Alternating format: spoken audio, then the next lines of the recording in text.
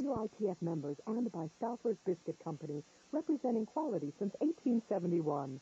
Stouffer's wishes you and your family season's greetings with Stouffer's original limited edition Memories of Winter tin, an assortment of milk chocolate and dark chocolate-covered cookies, or Stouffer's fancy cookie assortment. Both are available at Stouffer's retail store located next to Memorial Hospital in York. Cookie tins are also available online or by phone. Stouffer's Biscuit Company.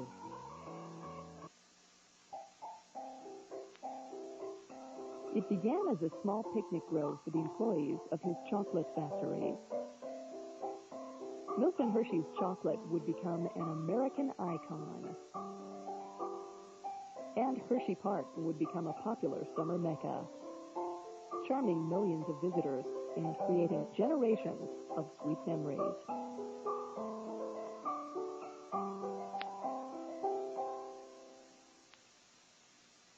Hersheypark, Sweet Memories, was funded in part by a grant from Aetna U.S. Healthcare.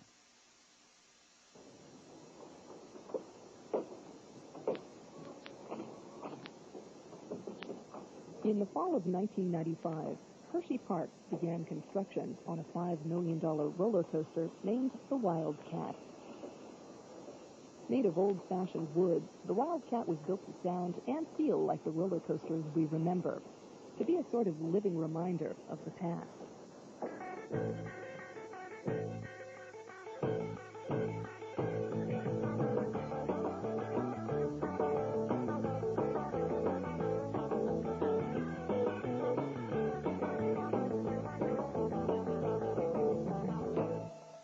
Hersheypark is filled with memories. The Hershey Ballroom, where the dance floor was so crowded you could hardly breathe. The giant pool and its toboggan slide. Circling the park. Who could forget the kiddie rides that seemed so thrilling? The magical carousel, or the comic king of the roller coasters. I always consider myself very lucky to be a boy in your town. I go to Hersheypark with a dime, and my dime was spent with a nickel for the carousel, and then the other nickel I had a Hershey bar. Thank you, and enjoy your ride.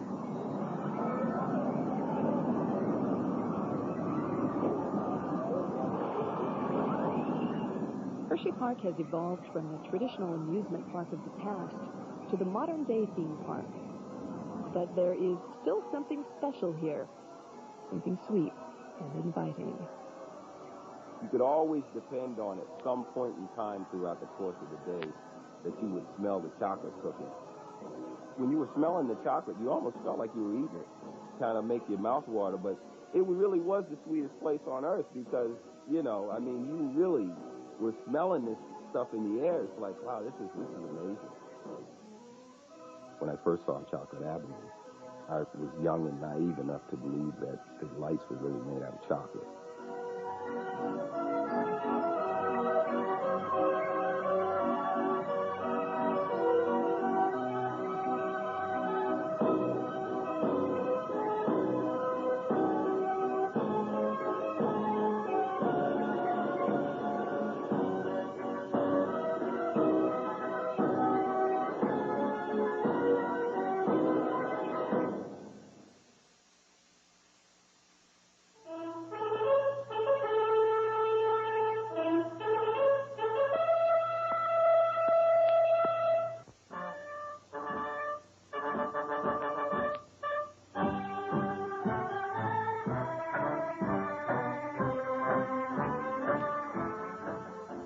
And now the soldiers are in uniform.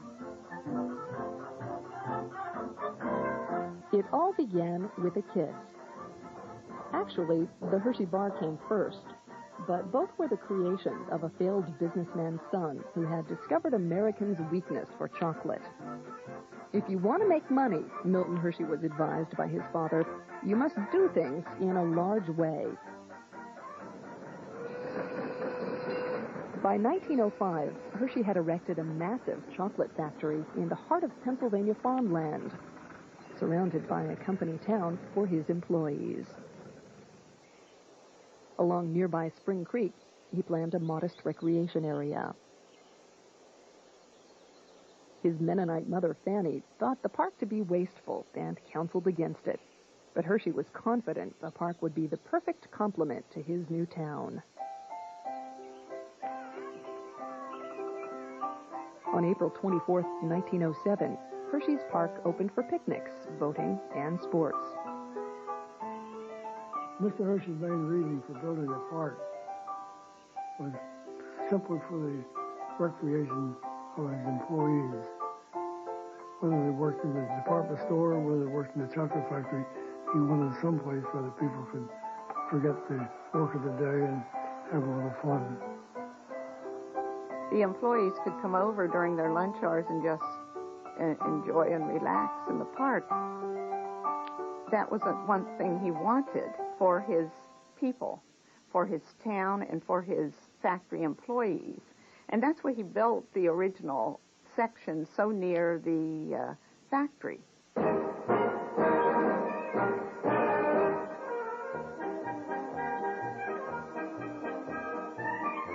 Until a small bandstand was built, the town's band performed concerts under the shade of the trees, entertaining the Sunday afternoon picnickers.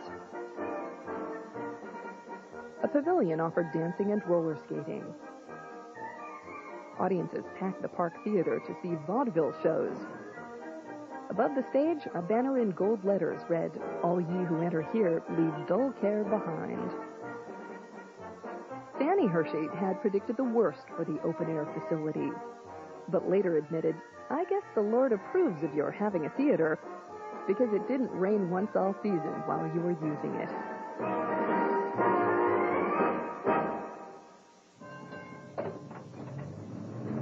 A 12-mile-long trolley line connected Hershey with its neighboring towns.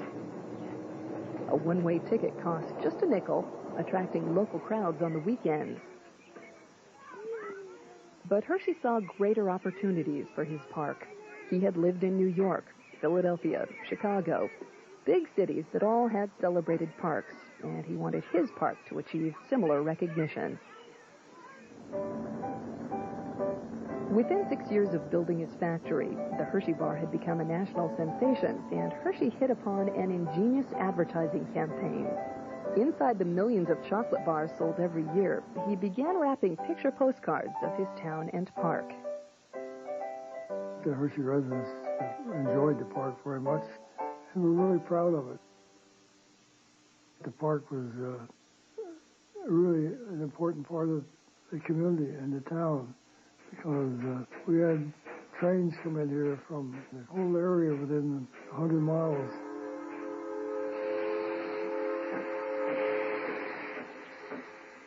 Pulling as many as 15 to 20 passenger cars, trains delivered eager picnic goers to the station at the foot of Cocoa Avenue, directly across from the park entrance.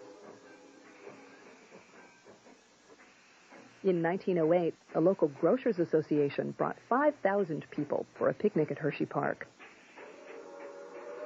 The Harrisburg Patriot reported that about 1,500 persons went through the mammoth plant, and souvenirs of sweet chocolate and postcards were handed to each one. Picnics became big business, from Sunday school groups to large companies, even entire towns. My town, Annville, did that. We just closed up the town of Annville, and everybody went to Hershey. Hershey Park was the place to go. Even Fanny was won over by the charms of the park, often walking along its paths and enjoying the atmosphere of the merry crowds.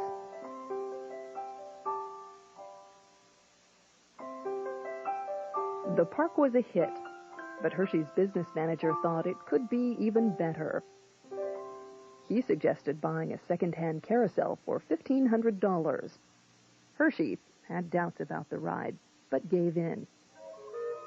On its first day, the carousel made $87 at a nickel a ride. Hershey saw the light. My favorite memory would have to be the carousel. I was 10 years old, and pedal my bicycle down there.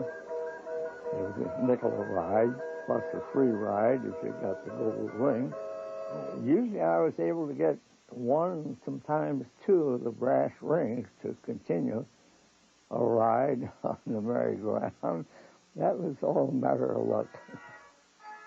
Sticking out along the outside of the carousel was an arm, which held a series of rings that riders would try to grab as they went around. One of the rings was brass, and if you were lucky enough to get that ring, you won a free ride. Boy, everybody tried to get on that front horse there so you can grab that ring and get the golden ring. Oh, half the time I missed. You know, we were young, we were short, and you couldn't reach out and grab that. Now a devoted fan of the carousel, Mr. Hershey himself would sometimes be caught by local children riding the merry-go-round after the park was closed, remembered a resident. He would allow them to join him, unless they became unruly.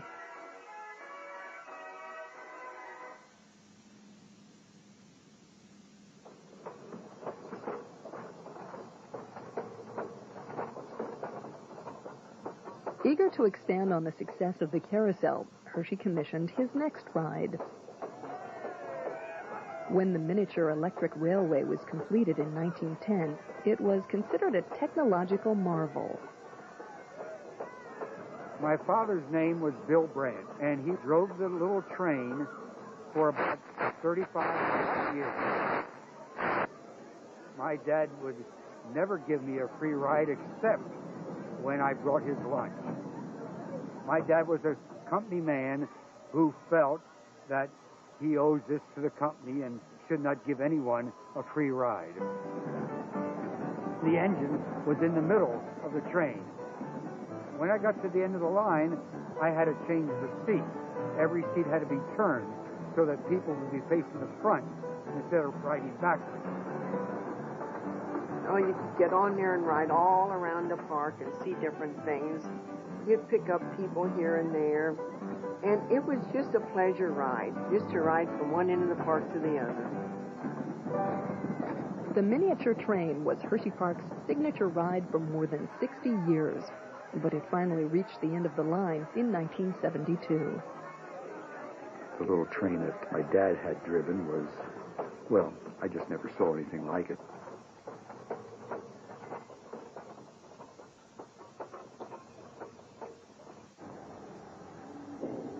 In the same year that the miniature electric railway began circling the park, Hershey opened a zoological garden. Hersheypark's newest spectacle captivated adults and children alike.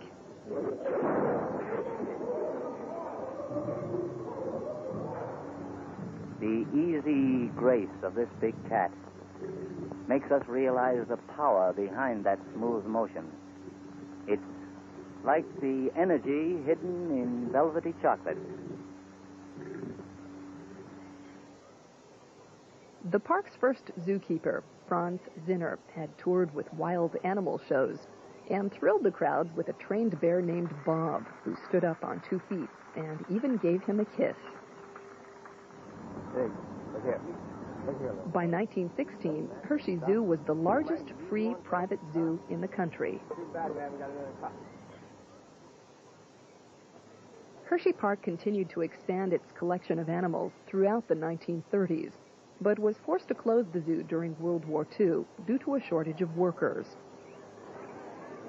Although the zoo would never return on the same scale as before, its new main attraction, a circular cage of monkeys, found its own way of entertaining the crowds. We kept about 20 South American monkeys, and I went in there one day and I thought, oh, I forgot a certain kind of feed. So I walked out and I hung the lock in. I should have known better. One of the monkeys, Brownie, had taken the lock out and the door was open, and here were all these monkeys running around the zoo. Brownie ran across the bridge and I took out after him with a net. And that monkey stopped. And he looked up at me and I stopped. And it just looked like he was saying to me, I'm sorry. I'll never do this again. Please don't hurt me. And I put the net over him gently, put him in a crate, took him back to the zoo.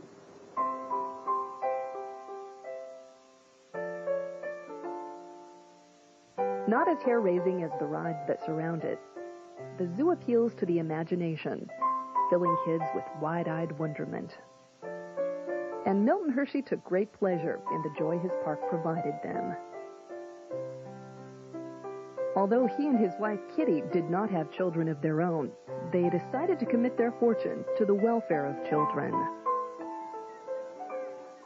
In 1909, they founded the Hershey Industrial School for Orphan Boys, which would aid and uplift the lives of countless young men. Mr. Hershey loved to stop and talk to the boys, recalled an alumni of the school. He was genuinely interested in what we did, and did it because he loved children.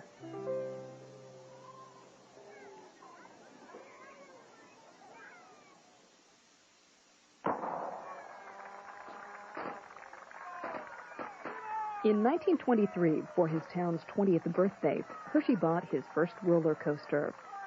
It was called the Joy Ride, and on its first day, its riders were quite joyous. The pleasure seekers almost swamped the ticket takers, wrote a local newspaper. It was necessary to dislodge a number of them with a crowbar in order to give others a chance to ride. Soon its name was changed to the Wildcat, but by the end of World War II, it seemed more like a pussycat compared with newer roller coasters. To keep up, Hershey built a bigger, faster coaster, the Comet. The Comet at that time was as good as it got. That first hill was always the anticipation of going up to the top of that first hill. And when you go down, every so often I think, geez, we're going to go right through this thing and going to land in the creek. I mean, there's no way that it's going to go up. We're just going to crash right through the bottom. We'd be holding on for dear life. Then it was a question of who had the guts to sit in the front. And we got to the point when the Comet where we practically were standing up on that thing, backwards. That's how good we were with that, with our eyes closed, blindfolded. Despite being over 50 years old, the Comet is still ranked one of the top wooden coasters in the East.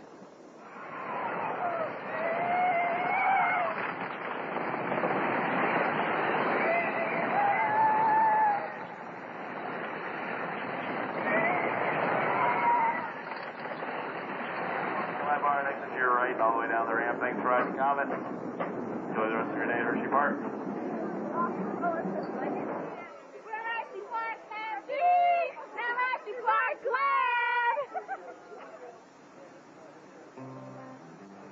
With the addition of Hersheypark's newest roller coaster, this Wildcat sets a new standard for an old favorite.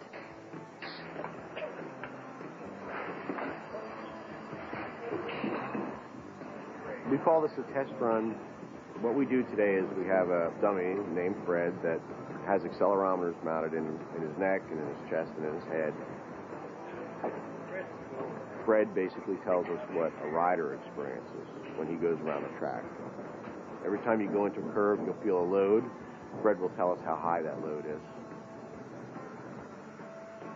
On test day, the day I feel we're ready to rock and roll, I'll walk around the ride and give it a final inspection.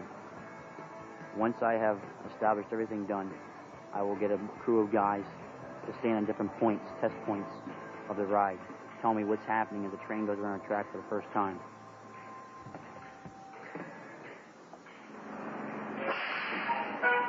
Bye, Fred.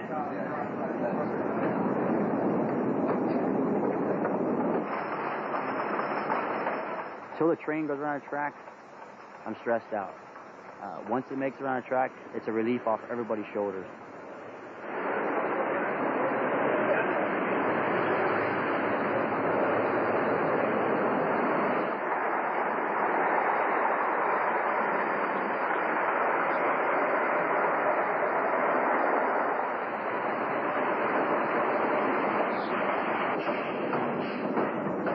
And it's just It's like a new day.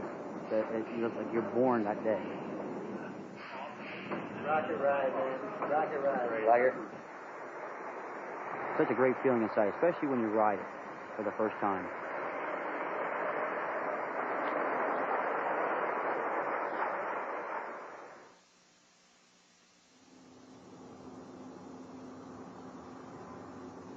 If there was one thing that distinguished Hersheypark from any other park, it was the candy-coated aroma flowing from the nearby factory.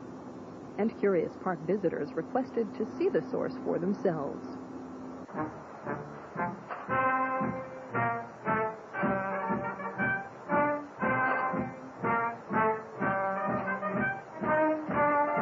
Milton Hershey was the Henry Ford of chocolate, and he was only too happy to show off his state-of-the-art machinery that stirred, poured, wrapped, and packed.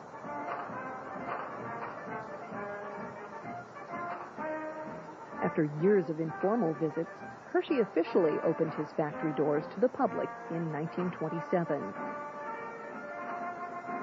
By 1935, as many as 2,000 people a day lined up for the free tour. As the years went on, a trip to Hersheypark just wasn't complete without the free candy bar that you received after touring the factory.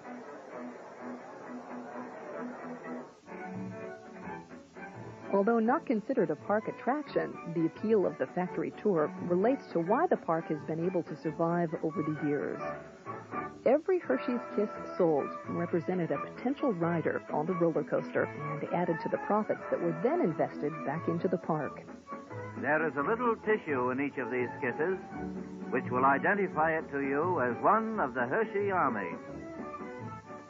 Even during the Great Depression, people could still afford the sweet escape of a Hershey bar, and Hersheypark entered a period of massive development, while two-thirds of the amusement parks throughout the country closed their gates.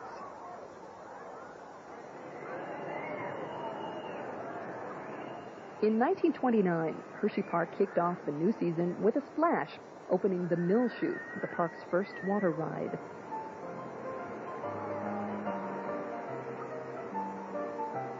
The old mill was lots of fun. And you get in boats and you went under a dark canopy of some kind, went up the hill and down in the water. Oh, boy.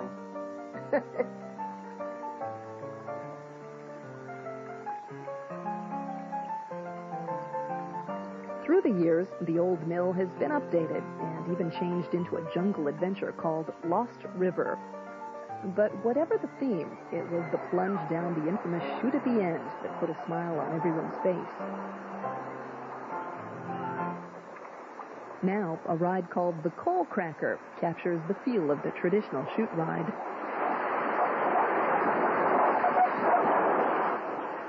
Bringing back memories of earlier days. Bruce McKinney first visited the park as a student at the Hershey School for Orphan Boys. He eventually went to work for the park. Now, he's its president. I think my favorite ride, along with other students of the school, was the old bug. We used to go on that time and time again and never tired of it. We really created a ride out of a ride because as the bug was spinning, we would spin in our seats and move around. I'm not sure it was really something we were supposed to do, but we created that unto ourselves. Our objective was to get to the park as quickly as we could on the weekends when we didn't have to work, and we used it for a lot of things. We enjoyed the rides, and the fact that it was an all-boys school, we literally set our objectives on chasing as many girls as we could, too. That's what we liked. We could see the fellas. We used to meet a lot of Milton Hershey boys. We didn't have much money then. Maybe 5 cents or 10 cents to get on something. And it was just fun to go there and watch everybody ride and everything. I don't think you've ever seen many young couples riding without holding on to each other. That was the main reason for riding a Wildcat. Get a good hold on things.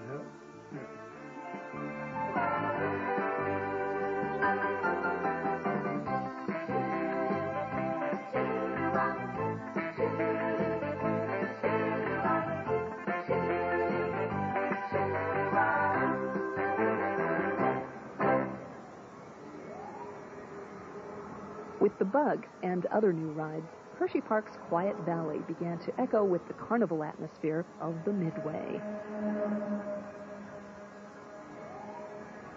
But in an area all to its own, a collection of gentler rides was also growing. Beginning in 1926 with the Kiddie Ferris wheel and a small airplane swing, the rides in Hersheypark's Kiddieland haven't changed much over the years.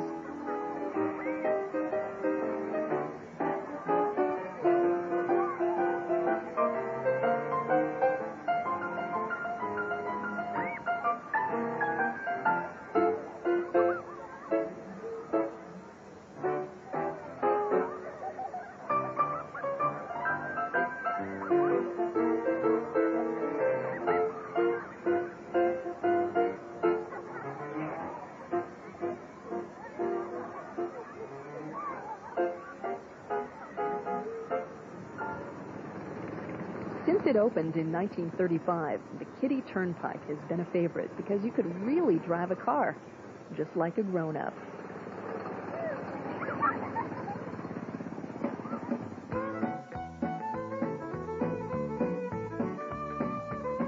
The pony ride took fantasy a step further.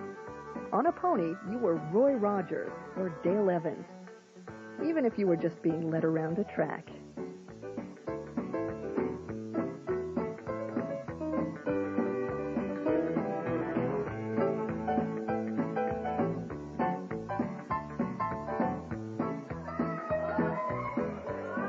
Hersheypark used to have a Kiddies Week when children could ride for free. A highlight was the Baby Parade, a combination beauty pageant and costume contest that began in the 1930s and ran for 40 years. I know I was in the Baby Parade probably from the time I was a year old until I was 10 or 11 years old. My mother entered us every year. We were never entered in the prettiest baby or the cutest baby contest. My mother always had us dressed in some kind of costume. I remember a picture of my sister sitting in a basket. She was advertising all kinds of Hershey products. I think that Hershey's for health or something like that. I think they were more fun for my mother than they were for us.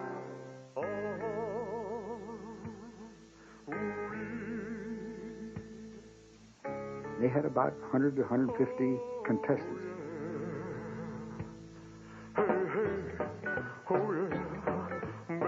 And they had winners for the best costume and the best float.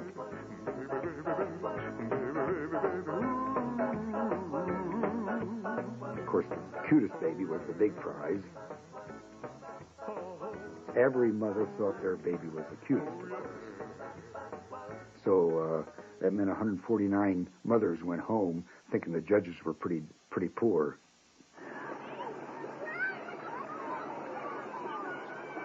The growth during the 1930s extended beyond just rides. It included a sunken garden with a spectacular electric fountain that could shoot water 65 feet in the air, a ritzy remodeled ballroom for dancing, and a massive new pool. I had some of my fondest memories for Hershey Pool. The pool was 210 feet long, the pool proper, which in those days was an enormous pool.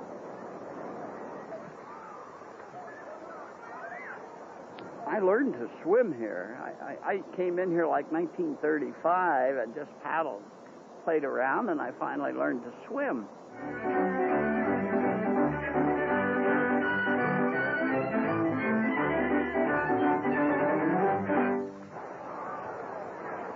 Oh, I used to dive off the high board.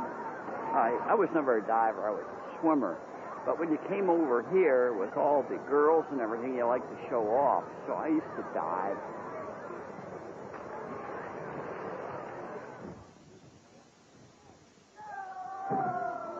On the other side of the dance hall is a thing called toboggan slide.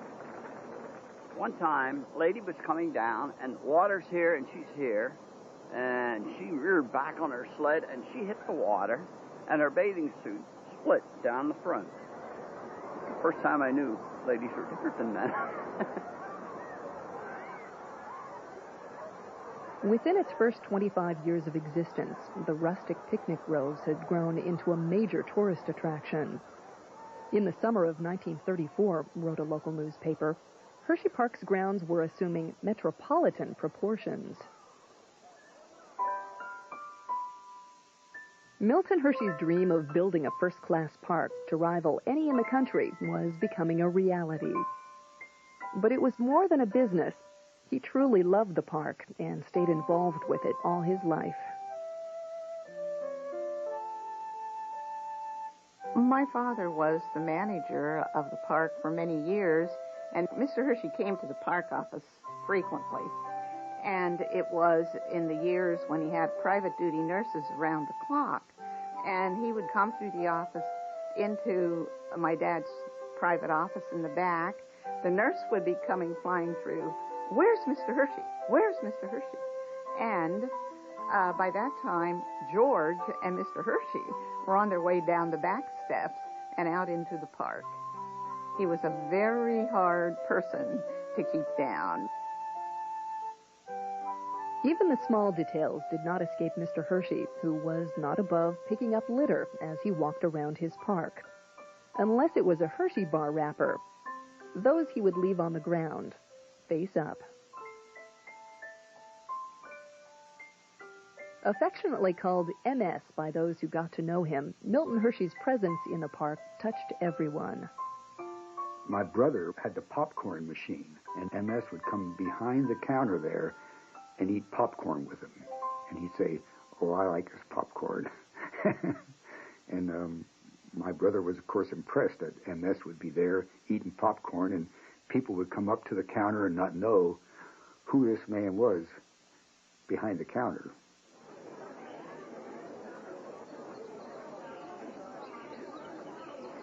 When not walking around and inspecting the grounds, Milton Hershey often dined with other park visitors at the Hersheypark Cafe, which boasted an orchestra and could seat more than 1,000. In 1930, Mildred Fisher joined her older sister on the wait staff. Once you were a waitress out on what we called the veranda, you got 25 cents an hour. That was pretty good. So you tried to get an 8-hour day and to at least get $2 if possible. And when Mr. Hershey came in, the whole kitchen just went into action. And he most always ordered chicken. And he would always order waffles served with chicken gravy. And then when he was finished with his meal, he didn't go back out through the cafeteria. He came in to the kitchen and congratulated all the people on the wonderful meal that they served him. He never forgot anybody. He was a great person. I really liked him.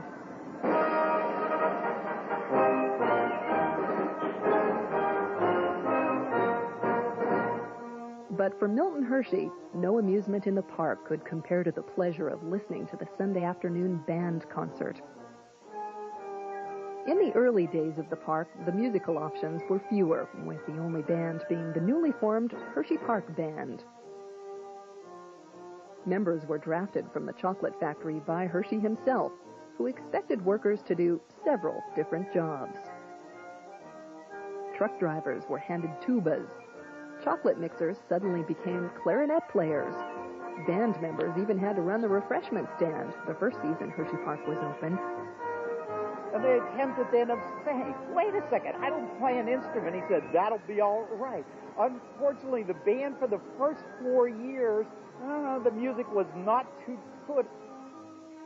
With practice, the Hershey Band became one of the best in the area.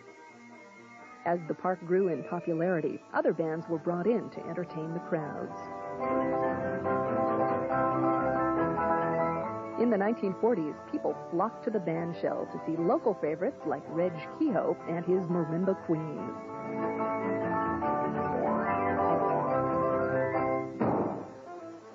But the biggest bands played at another spot in the park. In the evening, couples would stroll through the sunken garden, past the glittering electric fountain. There, they'd hear music floating on the summer breeze from the nearby Hershey Ballroom. The floors were just polished like glass. It was just a romantic, glamorous place. I went stag, and she went stag with her girlfriend. The funny part about it was that she had borrowed her girlfriend's dress. And when I saw her, one of the first things I saw was I loved the dress. And then he came and asked me to dance, and I said I felt like Eliza Doolittle. I could have danced all night. I thought it was just wonderful. I think it was love at first sight. On my part, I don't know about his.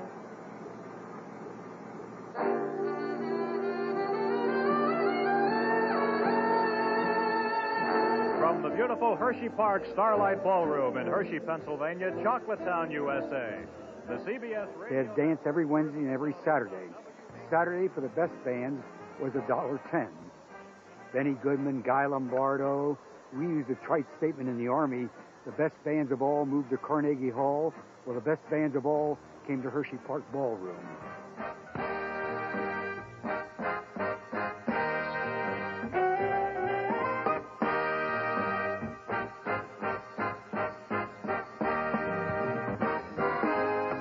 It was so crowded that only you could dance in the corners of the ballroom because the whole ballroom was just packed full of people. The sides of the ballroom opened up, and it just became a big gazebo, and you could see the band, you could hear it real well.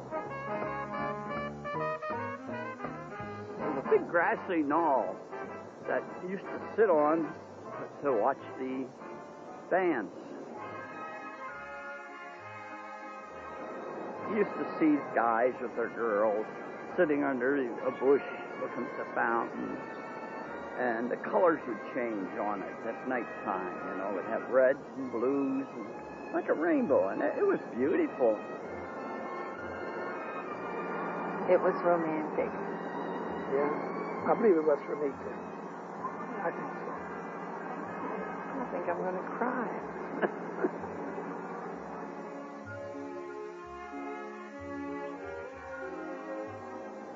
I get to thinking about Hershey in those days, and I get all misty.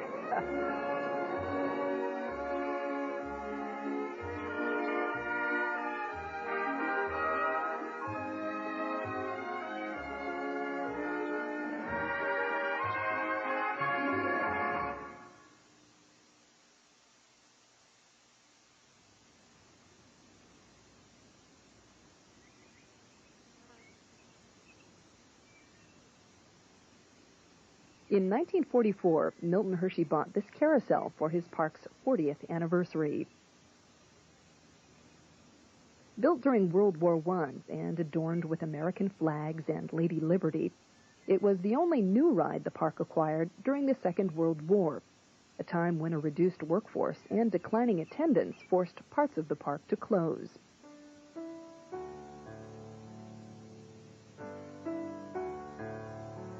It would be the last ride Mr. Hershey would add to his park. In 1945, a month after turning 88, Milton Hershey died. Everything he did was in the idea of doing things for the people who made him a success. I think that was his philosophy of life. On the day of his funeral, the town that bore his name and embodied his dreams came to a standstill.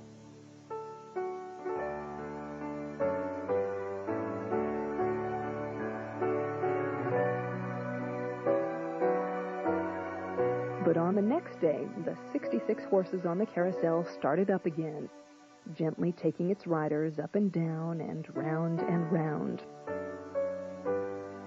And Hersheypark would continue to grow, beyond even what its creator could imagine.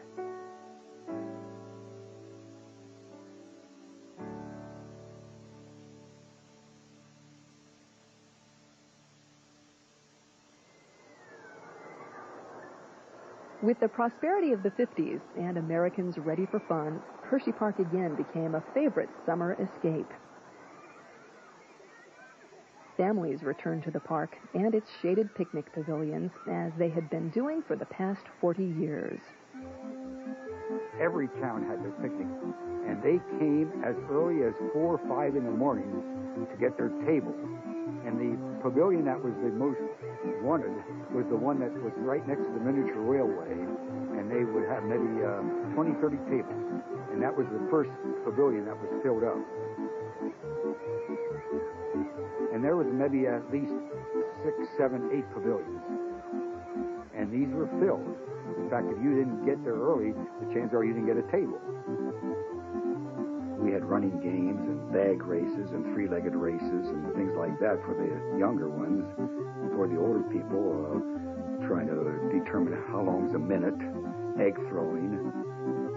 It was getting together as a town and doing something. That is something that just doesn't happen today, as we did in those days. For most picnickers, the highlight of the day was spending the afternoon at the seashore at your door, Hersheypark's slogan for its famous pool. The pool was always a great place for young people to meet. Not bad. In fact, he's cute. I hope he lets me introduce him to Mom and Dad. Oh, my goodness. What did he say his name was?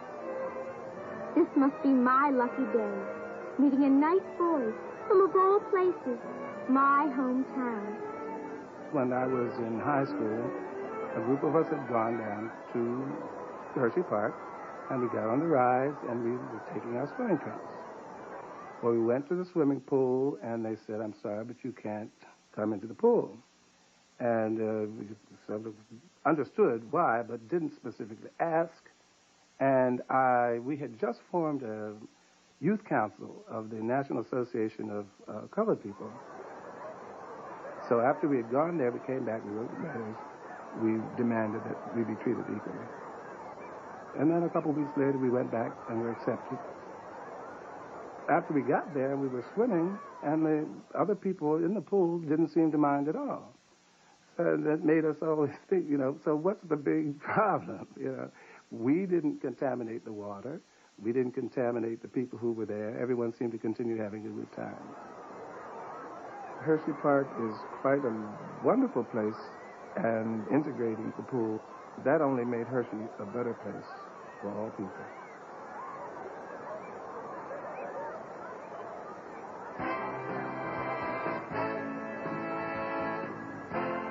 In 1960, Hersheypark opened its miniature turnpike ride. It had gas-powered cars, a toll gate entrance, and a tunnel that crossed Spring Creek twice. The turnpike was the ride, because at that time, we were all chomping at the bit to drive. Everyone wants to drive a car. In fact, my cousin thought he was the best driver in the world, and I thought I was the best driver in the world.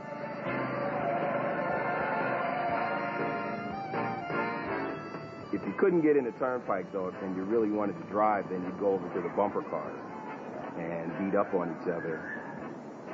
It was really an adventure. It was really an adventure.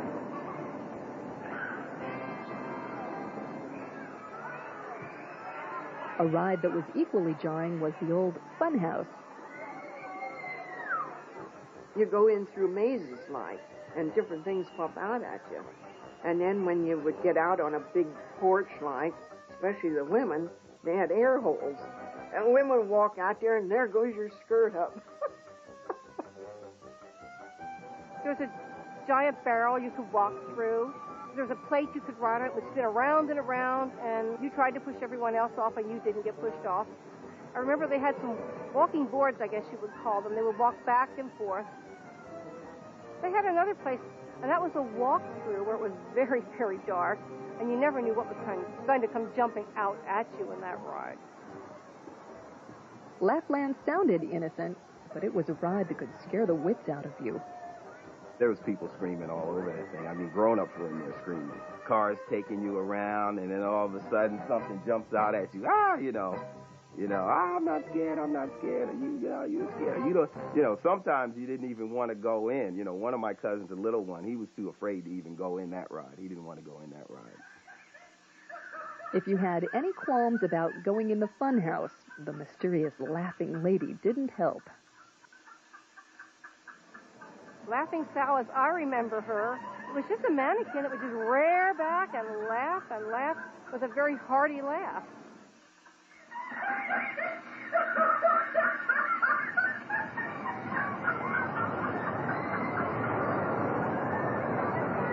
For most of its history, Hershey was an open park.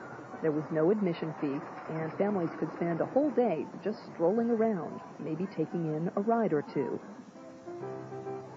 I enjoyed being able to walk through the park. I remember my father would give us $1 on a Sunday afternoon, and we could spend the whole afternoon at the park with that $1. If we wanted to ride, we rode. If we didn't, we just walked through the park.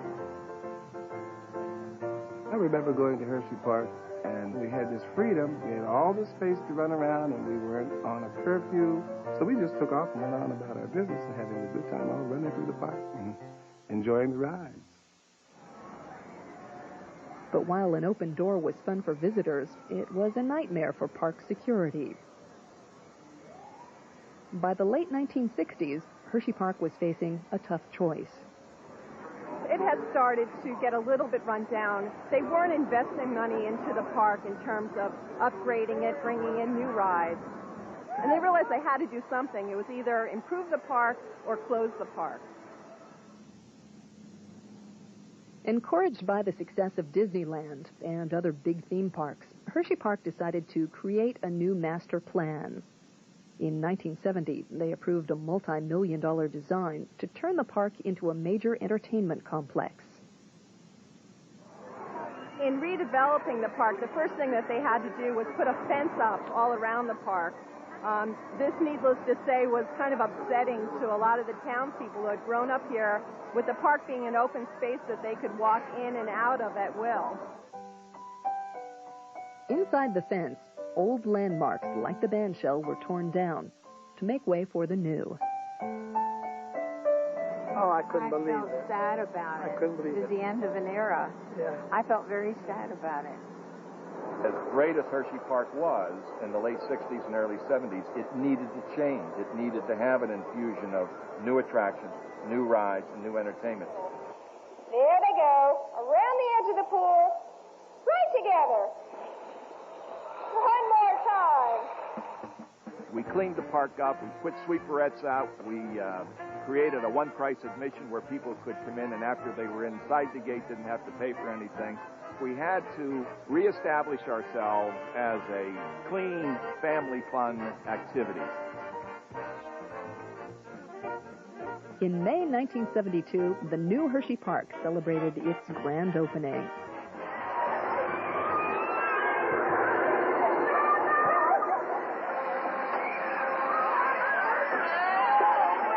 How does everybody like this ride?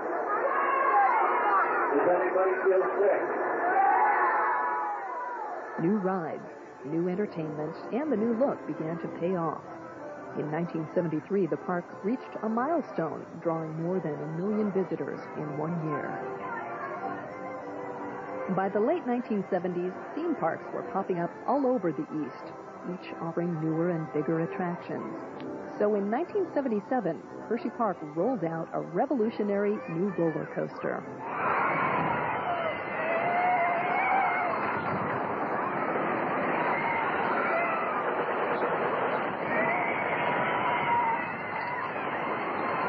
I was trying to figure out a good name for this new and exciting, one-of-a-kind on the East Coast ride.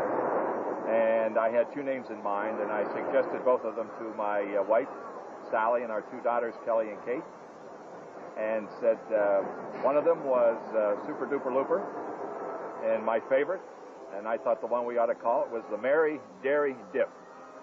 Looking upon blank expressions of the second one, they said definitely Super Duper Looper. One of the requirements was for someone to take the first ride, and I was prepping my wife to be that person with me. She was not particularly enamored when she saw the ride, and in fact told me, as a mother of your children, I'm not going on that thing. I convinced her, however, to do it, and we got on. As we got through the first loop, she was screaming in my ear, but we made it. Until after the loop, and the car came to a sudden stop. And I told her to relax, that everything would be fine. It was a safe ride. It had been well engineered. One of the park maintenance people came walking up catwalk and told us, sorry, Mrs. McKinney, Bruce, you're going to have to walk down the catwalk. But it did make the loop. In the never-ending battle to be king of the thrills, Hersheypark again added to its collection of coasters.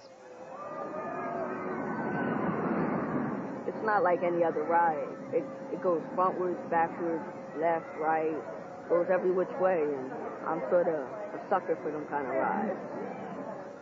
When the Sidewinder struck in 1990, it took the concept of controlled terror to a whole new level.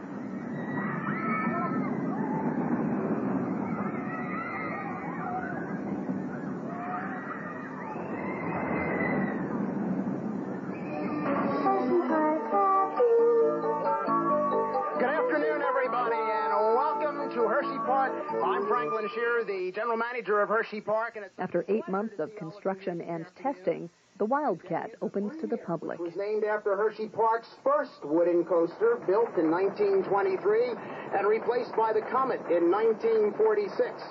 Unlike the Comet, however, this coaster is a cyclone coaster.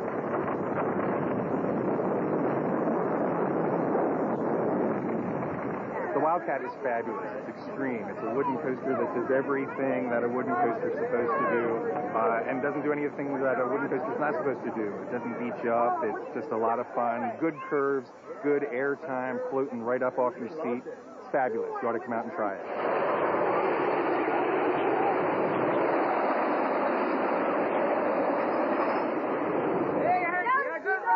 One word, fantastic.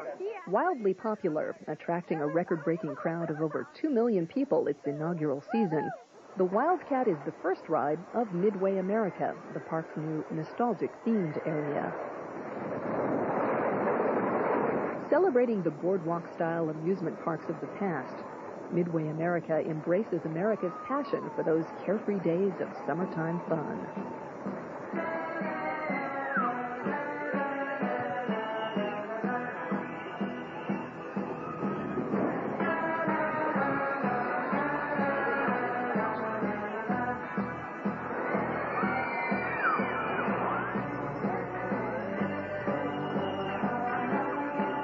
I think people love Hersheypark because it's a fun place to be. You can let your inhibitions run away and you can just enjoy yourself. You can let your hair down. You can do things that maybe you might not have done as a child, and you can just revert to that second childhood and do some things that you really would like to do, but maybe you don't want your friends to see you do it. But here, nobody cares. It's a fun place to be. You don't see very many people without smiles at Hersheypark. From its simple beginnings as a rustic picnic and recreation area for the Hershey employees to its current collection of spectacular rides, Hersheypark continues to embody the gentle and generous spirit of the man who created it. But many of us owe more to Mr. Hershey than we can ever appreciate. He saw a need, and he had the means of helping. And that was his purpose in life, to use his money to the best advantage for the most people. I think Mr. Hershey would like the way the park has grown, and if people were enjoying it and doing them some good, he would like that very much.